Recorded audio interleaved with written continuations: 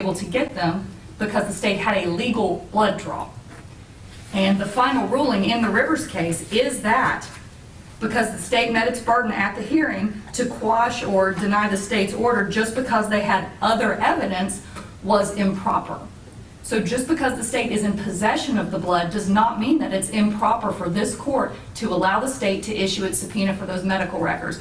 Pursuant to the Rivers case, we are still entitled to them, Your Honor, because at our hearing, we established a factual nexus as to why those records would be relevant to an ongoing criminal investigation. Thank you.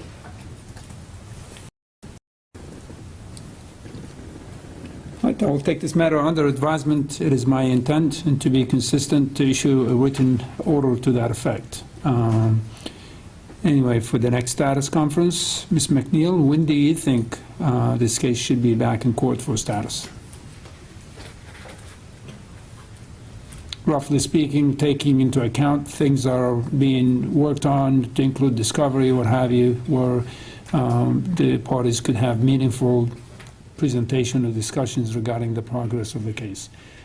As everybody is well aware, I'm due to rotate out the end of this year, and Judge Abdoni will be assigned to this case and the F9 cases.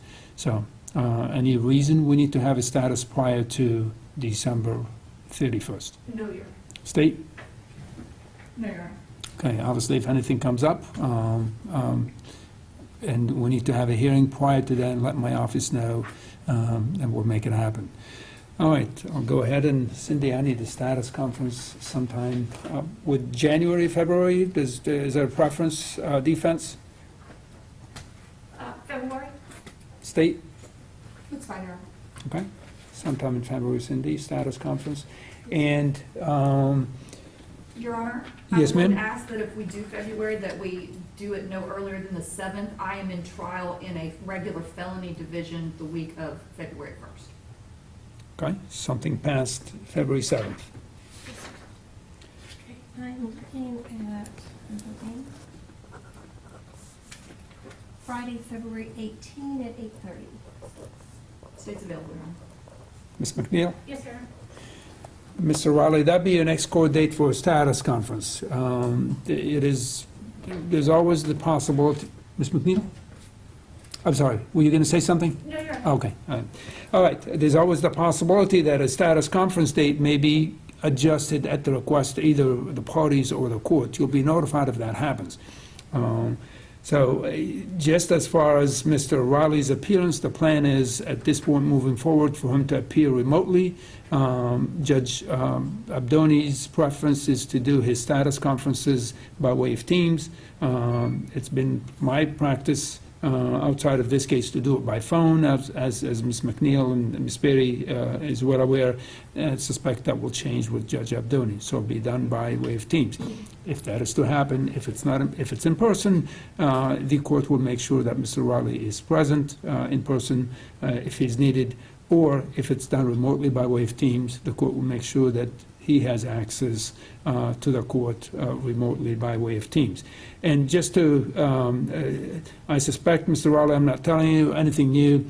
Up until now, all the statuses, or the motion practice, I should say, that we've had, the attorneys have been present in person. You have been present by Teams, video conference Teams.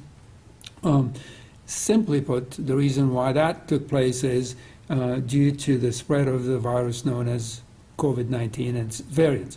That was done simply to make sure that your counsel, state attorney, assistant state attorneys, and everybody else that is involved in this case, court staff, bailiffs, or what have you, are safe. So that is simply the reason. Your attorneys have requested for you to appear in person. That request was denied, simply because I felt that doing what we needed to do in a meaningful way with the attendance remotely by way of a Microsoft Teams video conference is doable.